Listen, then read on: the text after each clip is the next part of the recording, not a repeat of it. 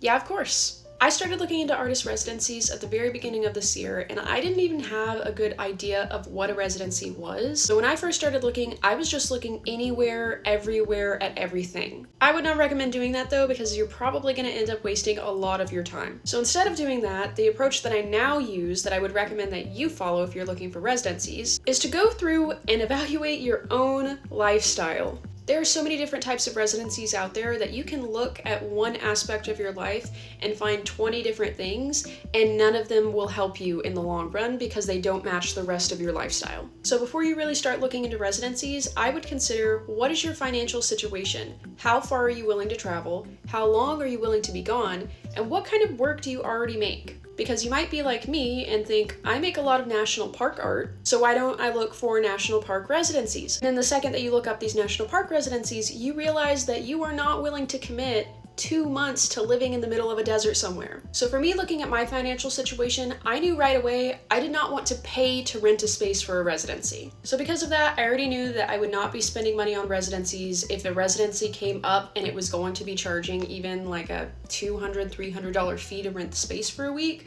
I was not going to be applying.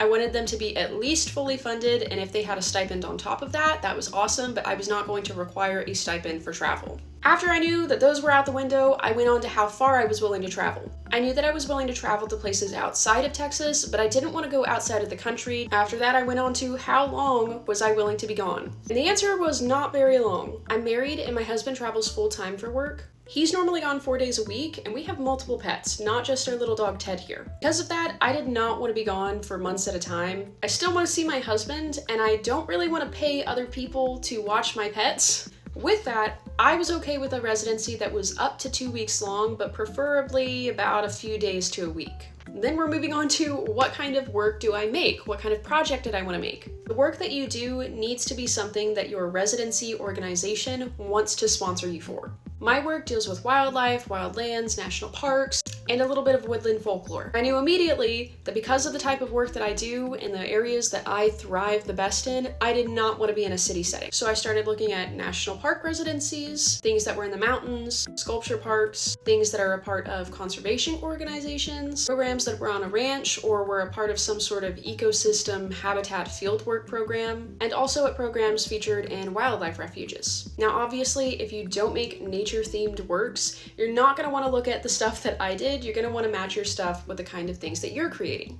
If you make abstract art, look at the historic abstract artists out there and see if they have any foundations that they've made that might have a residency for abstract artists. If you exclusively work with Dr. Pepper bottles, look into the Dr. Pepper Museum. I don't know if they have an air program, but I guarantee you there is something out there for almost every single type of art that a person could make.